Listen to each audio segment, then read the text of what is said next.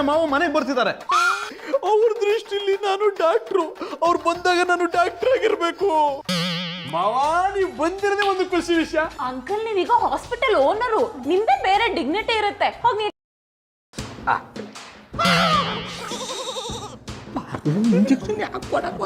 ಬಾವು ನಿಮ್ಗೆ ಇಂಜೆಕ್ಷನ್ ಚುಚ್ಚಕ್ಕಿಲ್ಲ. ಅವ್ರ ಮಾವು ನಮ್ಸ್ಕೋಸ್ಕರ ಸುಮ್ಕೆ ನಾಟಕ ಮಾಡ್ತಾರೆ ಅನ್ನಿ.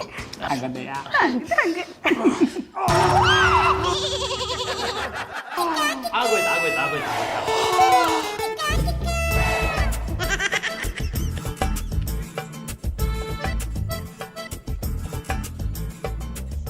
ಜಾನಿ ಬಾರೋ ಇಲ್ಲಿ ಹೋಗ. ನೀನು ಇಲ್ಲಿರೋರು ಚೆನ್ನಾಗಿ ನೋಡ್ಕೊತೀಯ. ನಾನು ನಿನ್ನ ಮಾವ ಅಲ್ವಾ? ನಿನ್ನೆ ರಾತ್ರಿಯಿಂದ ನನ್ನ ಫೈಲ್ಸ್ ಬಗ್ಗೆ ಹೇಳ್ತಾ ಇದ್ದೀನಿ, ನೀನು ನೋಡ್ತಾನೆ ಇಲ್ಲ. ಸ್ವಲ್ಪ ನೋಡೋ. ಒಂದು 5 ನಿಮಿಷ ತಡ್ಕೊಳ್ಳಿ. ನಾನು ಇಲ್ಲಿರೋ ಪೇಷಂಟ್ಗಳನ್ನ ಚೆಕ್ ಮಾಡಿದೆ, ನಿಮ್ಮನ್ನ ಚೆಕ್ ಮಾಡಿದ್ರೆ ಪಾರ್ಶಾಲಿಟಿ ಅನ್ಕೊಳ್ಳಲ್ವಾ? ಕರೆಕ್ಟ್, ನಿನ್ನ ಕರ್ತವ್ಯನ ಮೆಚ್ಚಿದೆ. ರೂಲ್ಸ್ ಫಾಲೋ ಮಾಡಲೇಬೇಕು. A rule is a rule even for A pool. ಕರೆಕ್ಟಾಗಿ ಅರ್ಥ ಮಾಡ್ಕೊಂಡಿದ್ದೀರ ನೋಡಿ. ಈಗ ನೀವು ನನ್ನ ಮಾವ ಅನ್ನಿಸ್ಕೊಂಡ್ರಿ. ಅವ್ರಿಗೆ ಇನ್ನೊಂದು ಇಂಜೆಕ್ಷನ್ ಕೊಡಬೇಕು. ಬನ್ನಿ ಗೌಡ್ರೆ, ನಾನು ಆವಾಗಲೇ ಕೊಟ್ಟು ಇಂಜೆಕ್ಷನ್ ನೋವಾಯ್ತಾ? ಡಾಕ್ಟ್ರೆ, ನೀವು ಸೂಚಿ ಚುಚ್ಚಿದ್ರೆ ನೋವೆಲ್ಲಿದ್ದದ್ದು ಇರೋ ನೋವು ಮಾಯ ಆಗೋಯ್ತದೆ. ಕುಡಿ ಹಾಕಿದ್ರೆ ಇನ್ನೊಂದು ಇಂಜೆಕ್ಷನ್ ಕೊಟ್ಬಿಡ್ತೀನಿ. ಆವಾಗಲೇ ಕೊಟ್ಟಿದ್ದು ರಾತ್ರಿದು, ಇವಾಗ ಕೊಡೋದು ಇವಾಗಿಂದು. ಸುಮ್ಮನೆ ಗಲಾಟೆ ಮಾಡಬಾರ್ದು. ನೀನು ಹೇಳ್ದಾಗ ಡಾಕ್ಟ್ರ್ ಕೇಳಲ್ಲ, ಡಾಕ್ಟ್ರ್ ಹೇಳ್ದಾಗ ನೀನು ಕೇಳಬೇಕು. ಬೇಗ ಇಂಜೆಕ್ಷನ್ ತಗೋ, ಇಲ್ಲಾಂದ್ರೆ ಮೂಗ್ ಮೇಲೆ ಇನ್ನೊಂದು ಕುರ ಬಂದ್ಬಿಡುತ್ತೆ.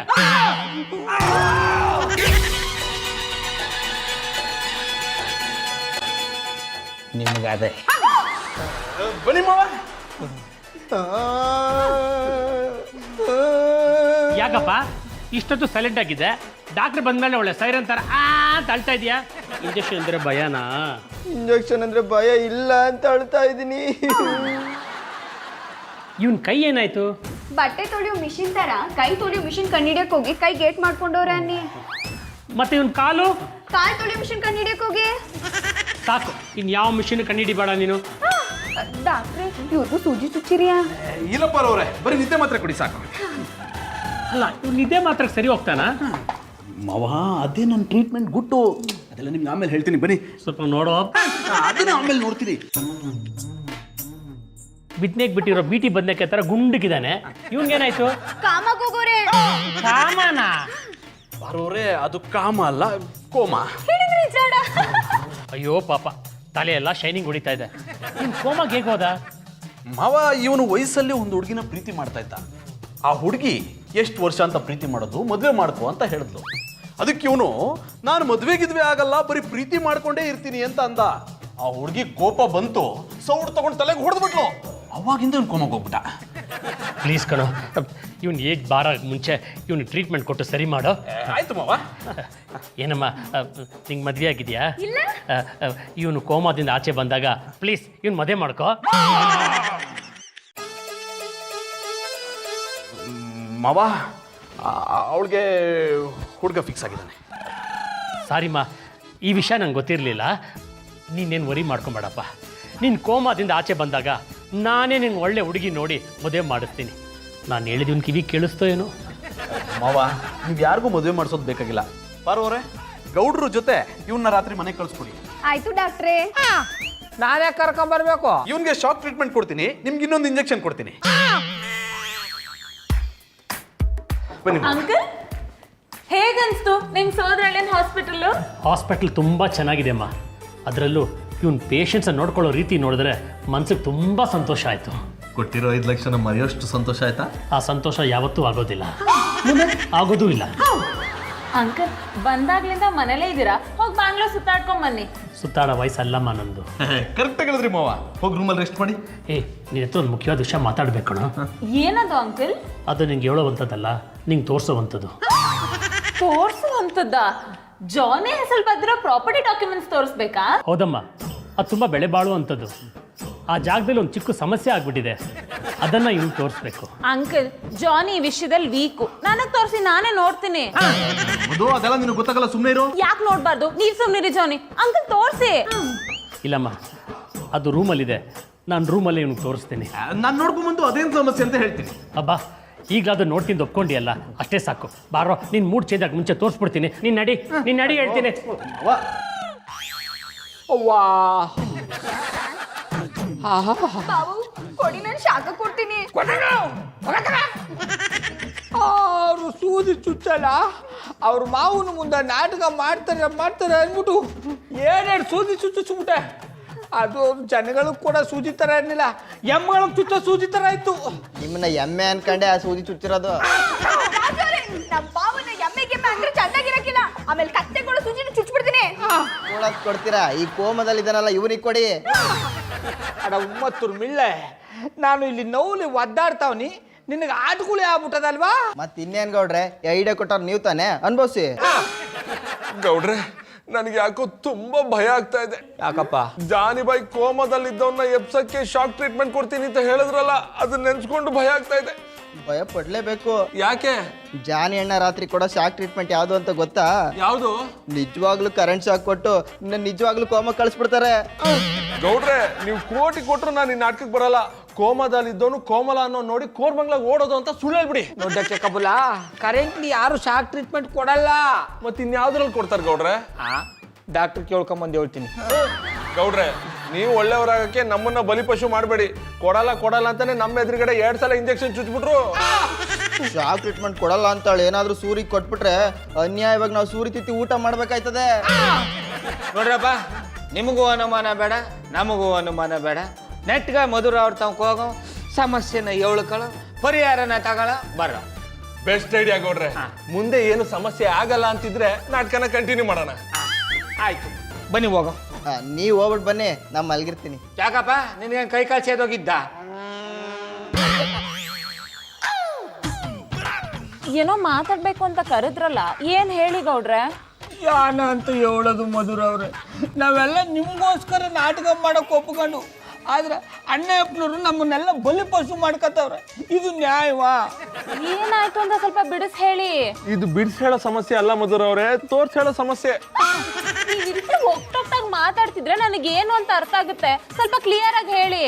ಮಧುರ ಅವ್ರೆ, ಈ ಆಸ್ಪತ್ರೆ ನಾಟಕ ಮಾಡ್ಬೇಕಾರೆ ನಾವೆಲ್ಲ ಯಾನಂತ ಹೇಳಿದ್ದು, ನಾವೆಲ್ಲ ಪೇಷಂಟ್ ಥರ ಇರ್ತೀವಿ, ಅಣ್ಣಪ್ಪನವರು ಡಾಕ್ಟರ್ ಥರ ಬರ್ತಾರೆ, ನಮ್ಮನ್ನೆಲ್ಲ ಚೆಕ್ ಮಾಡ್ತಾರೆ, ಗುಳಗನ್ನ ಬರ್ಕೊಟ್ಟು ಹೋಯ್ತಾರೆ, ಇಷ್ಟೇ ತಾನೆ? ಹೌದು. ಆದ್ರೆ ಅಣ್ಣಪ್ಪನವರು ಡಾಕ್ಟ್ರು ಕೋಟ್ ಹಾಕೊಂಡು ಇಟ್ಕಲಿ ಆವೇಶಕ್ಕೆ ಒಳಗಾಗ್ಬಿಟ್ಟು ಏನೇನು ದಪ್ಪ ಸೂಜಿ ತಕೊಂಡು ಚುಚ್ಚುಮಾರು ಜಾಗ ಚುಚ್ಚಾಕ್ಬಿಟ್ರು. ಸಾರಿ ಗೌಡ್ರೆ, ತುಂಬಾ ನೋವಾಯ್ತಾ? ಮಧುರ, ನಿಮಗೋಸ್ಕರ ನಾನು ಯಾಪಟ್ಟಿ ನೋವು ಬೇಕಾದ್ರೂ ಸಹಿಸ್ಕೊತೀನಿ, ಆದ್ರೆ ಈ ಕೆಕ್ಕಬುಲ್ಲ ಉಮ್ಮತ್ತೂರು ಮಿಳ್ಳ ಕತೆ ಹೇಳಿ. ಅವ್ರಿಗೇನ್ ಮಾಡಿದ್ರು? ಇನ್ನು ಏನು ಮಾಡಿಲ್ಲ ಮಧುರ ಅವರೇ, ಆದ್ರೆ ಇವತ್ತು ರಾತ್ರಿ ನಮ್ಮನ್ನ ನಿಮ್ಮ ಮನೆಗೆ ಕರ್ಕೊಂಡ್ ಬರಕ್ ಹೇಳಿದ್ದಾರೆ. ಯಾಕೆ? ನನ್ನನ್ನ ಕೋಮಾದಿಂದ ಎಚ್ಚರಿಸಕ್ಕೆ ಶಾಕ್ ಟ್ರೀಟ್ಮೆಂಟ್ ಕೊಡ್ತಾರಂತೆ. ಓ, ಅದಾ ವಿಷಯ. ಅಂದ್ರೆ ಇವ್ನಿಗೆ ಶಾಕ್ ಟ್ರೀಟ್ಮೆಂಟ್ ಕೊಡೋ ವಿಷಯ ನಿಮ್ಗೆ ಗೊತ್ತಾ? ಗೌಡ್ರೆ, ನೀವ್ ಆ ವಿಷಯಕ್ಕೆ ಹೆದರ್ಕೊಳ್ಳೋ ಅವಶ್ಯಕತೆ ಇಲ್ಲ. ಯಾಕೆ? ಜಾನಿ ಎಲ್ಲ ವಿಷಯನೂ ನನಗೆ ಹೇಳಿದ್ದಾರೆ. ಇವತ್ ರಾತ್ರಿ ನೀವು ನಮ್ಮನೆಗೆ ಬನ್ನಿ, ಜಾನಿ ಕೊಡೋ ಶಾಕ್ ಟ್ರೀಟ್ಮೆಂಟ್ ಯಾವುದು ಅಂತ ನಿಮ್ಗೆ ಗೊತ್ತಾಗುತ್ತೆ.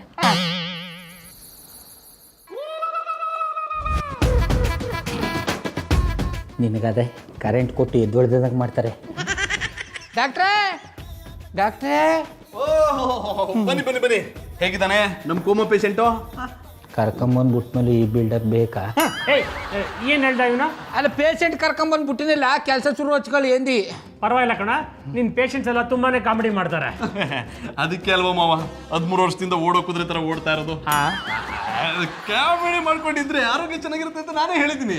ತೊಂದರೆ ಇಲ್ಲ. ಡಾಕ್ಟ್ರೇ, ಈಗ ಇವನ್ಗೆ ಯಾವ ಥರ ಟ್ರೀಟ್ಮೆಂಟ್ ಕೊಟ್ಟಾರಿ? ಹೌದು ಜಾನಿ, ನನಗೂ ಅದೇ ಕ್ಯೂರಿಯಾಸಿಟಿ, ನನ್ನ ಕೈಲಿ ತಡ್ಕೊಳಕ್ ಆಗ್ತಿಲ್ಲ. ತಡ್ಕೊಳಕ್ ಆಯ್ತಾ ಇಲ್ಲ ಅಂತ ಮುತ್ತು ಕೊಡಕ್ ಶುರು ಮಾಡ್ಬಿಟ್ರಿ, ನಮ್ಮ ಕೈಲಿ ನೋಡಕ್ಕಾಗಲ್ಲ. ಸುಮ್ಮನೆ ಇವ್ನಿಗೆ ಯಾವ ಥರ ಶಾಕ್ ಟ್ರೀಟ್ಮೆಂಟ್ ಕೊಡ್ತೀಯ ಅಂತ ನಾನು ನೋಡ್ಬೇಕು ತಾನೆ? ನನ್ನ ಜೊತೆ ಬನ್ನಿ. ನಡ್ರಿ ಬನ್ನಿ. ನಿನಗದೆ ಬ್ಯಾನ್ ಇಸ್ತಾರೆ, ಆದರೆ ಯಾರು ಬ್ಯಾನ್ ಇಸ್ತಾರೆ ಅಂತ ಗೊತ್ತಿಲ್ಲ.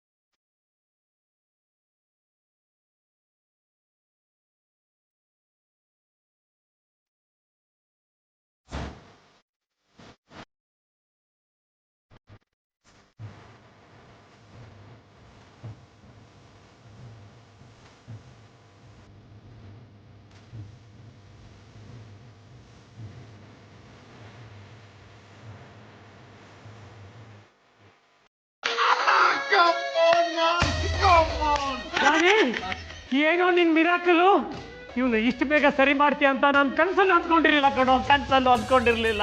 ಮಾವ, ಯಾವುದೇ ಪ್ರಾಬ್ಲಮ್ ಆದ್ರೂ ಅಷ್ಟೇ ಸಾಲ್ವ್ ಮಾಡೋ ತನಕ ಅಷ್ಟೇ ದೊಡ್ಡದು. ಸಾಲ್ವ್ ಮಾಡಿದ್ಮೇಲೆ ವೆರಿ ಸಿಂಪಲ್. ಡಾಕ್ಟ್ರೇ, ನೀವು ನಂಗೆ ಪುನರ್ಜನ್ಮ ಕೊಟ್ಟು ದೇವ್ರಾಗ್ಬಿಟ್ರೆ. ನೋ ನೋ ನೋ ನೋ, ನಾನು ಯಾವಾಗಲೂ ಹೇಳೋ ಹಾಗೆ ದೇವರು ನಾನು ಅಲ್ಲ, ಅವನು ಅಲ್ಲ, ಇವರು ನನ್ನ ದೇವರು.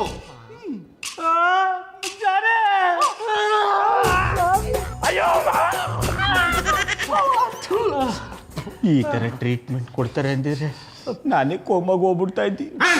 ಅಲ್ಲ, ಬಂದ ಕೆಲಸ ಆಯ್ತಲ್ಲ, ಬೇರೆ ಏನಾದ್ರು ಕೆಲಸ ಇದ್ರಿ ಹೋಳಿ ಅಂದಿ. ಇಂಜೆಕ್ಷನ್ ತಗೊಂಡು ತುಂಬಾ ನೋವಾಗಿರ್ಬೇಕು, ಹೋಗಿ ಬೆಡ್ ರೆಸ್ಟ್ ಮಾಡಿ.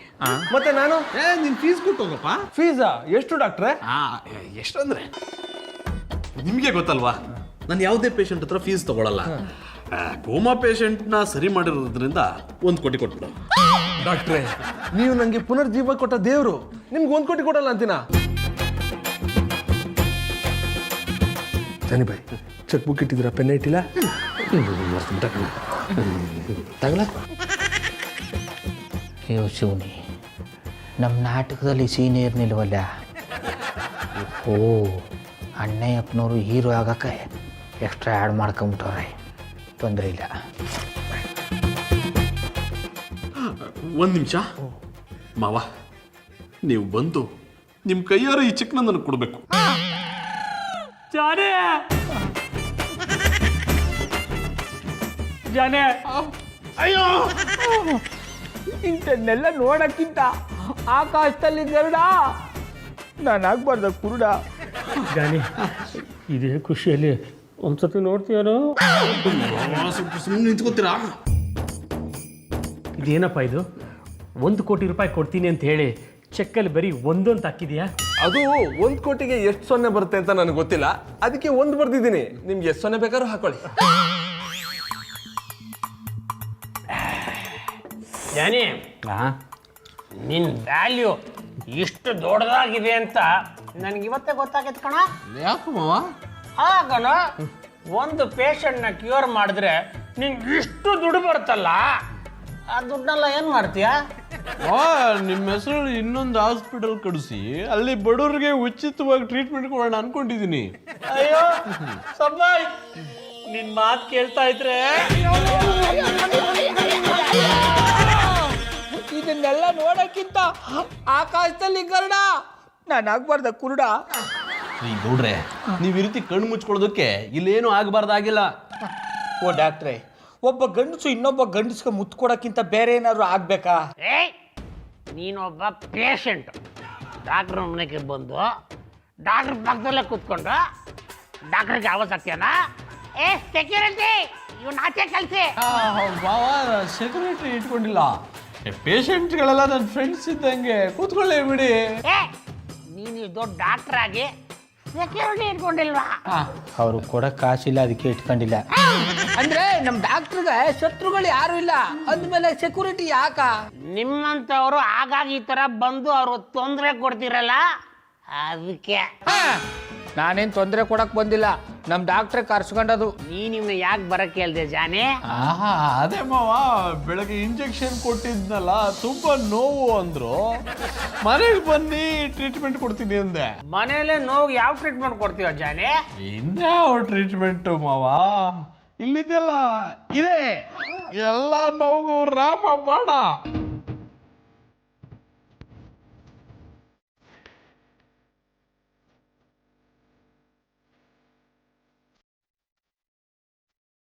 ಉಪಯೋಗ ಆಯ್ತು ಸರ್, ತೊಂದರೆ ಇಲ್ಲ. ಡಾಕ್ಟ್ರೆ, ಈಗ ಅವಶ್ಯ ನೋವು ಕಮ್ಮಿ ಆಯ್ತು. ಜಾನೆ, ಪೇಷಂಟ್ಗೆಲ್ಲ ನೀವು ಈ ರೀತಿ ರಾಯಲ್ ಟ್ರೀಟ್ಮೆಂಟ್ ಕೊಡಬಾರ್ದು.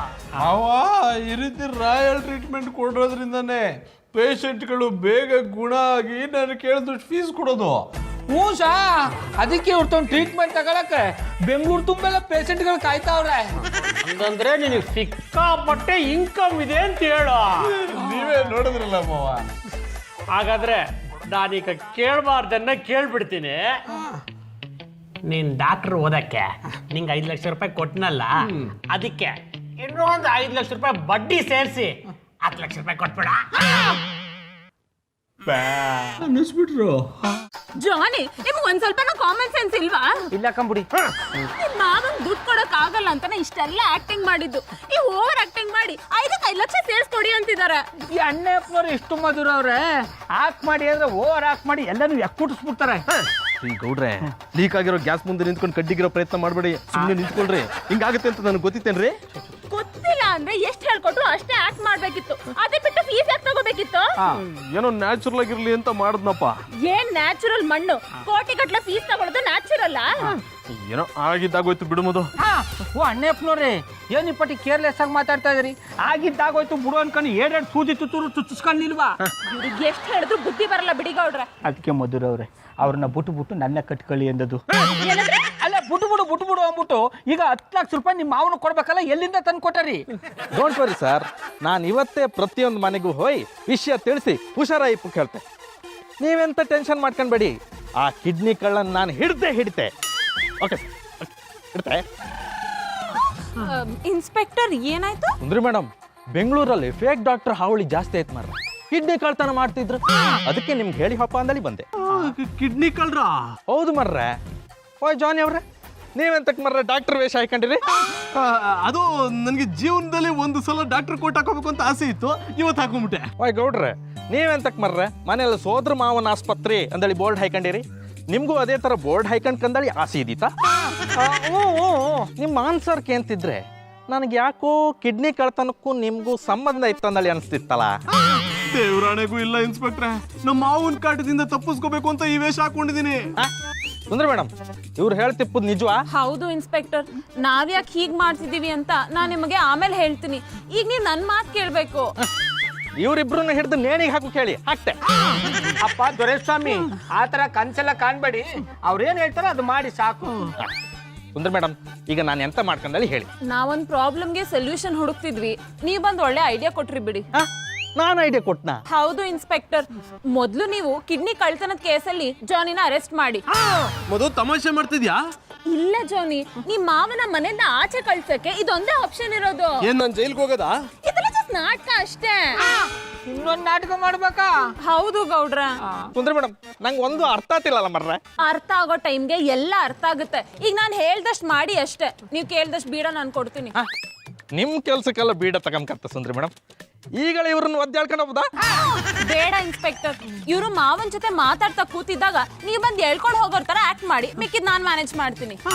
ಮಧು, ಅದ್ ಏನ್ ಮಾಡ್ತಿ ಅಂತ ನನಗೂ ಸ್ವಲ್ಪ ಹೇಳಮ್ಮ. ನಿಮಗ್ ಹೇಳಿದ್ರೆ ಓವರ್ ಆಕ್ಟಿಂಗ್ ಮಾಡಿ ಎಲ್ಲ ಐಡಿಯಾನು ಫ್ಲಾಪ್ ಮಾಡ್ತೀರಾ. ನಿಮಗ್ ಹೇಳ್ದೇನೆ ಏನಾದ್ರು ಮಾಡ್ಬೇಕು. ಈ ಸಲನು ನಿಮ್ ಗ್ರಾಚಾರ ಕೆಟ್ಟಿದ್ರೆ ಈ ಐಡಿಯಾನು ಫ್ಲಾಪ್ ಆಗುತ್ತೆ. ನೀವ್ ಡಾಕ್ಟರ್ ತರ ಆಕ್ಟ್ ಮಾಡಿದ್ರಿ ಅಂತ ನಿಮ್ ಮಾವನೇ ನಿಜವಾಗ್ಲೂ ನಿಮ್ಮನ್ನ ಜೈಲಿಗೆ ಕಳಿಸ್ತಾರೆ.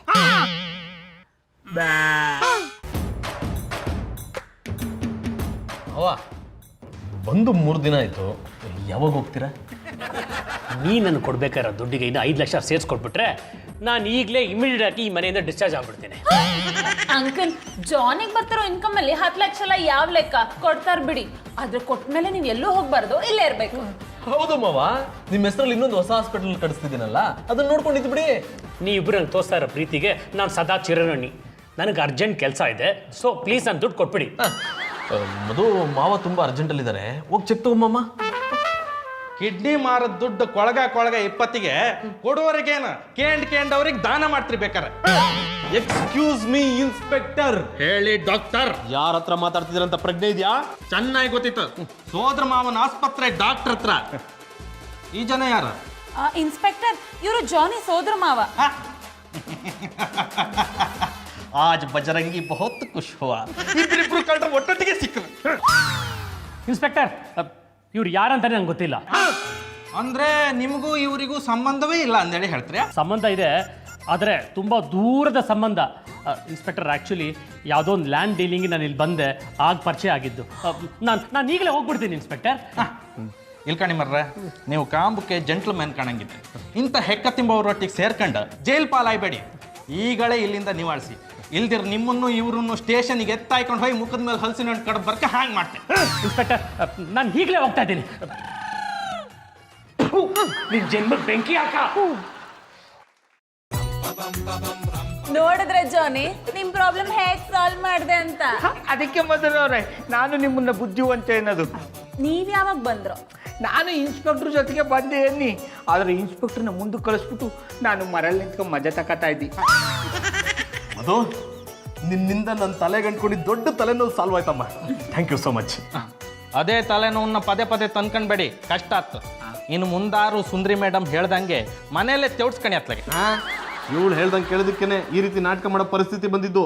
ಹಲೋ ಭಾವುಕ ನಟ, ಆ ಪ್ರಾಬ್ಲಮ್ಗೆ ನಾನೇ ಸೊಲ್ಯೂಷನ್ ಕೊಟ್ಟಿದ್ದೀನಿ ತಾನೆ, ಸೊ ಕೀಪ್ ಕ್ವೈಟ್. ಹಲೋ, ದೊಡ್ಡಪ್ಪ ನೀವಾ? ಹೇಳಿ ದೊಡ್ಡಪ್ಪ, ನಾನೇ ನಿಮ್ಮ ಲಾಯರ್ ಜನಾರ್ದನ ಮಾತಾಡ್ತಿದ್ದೀನಿ. ಹೌದು ಹೌದು.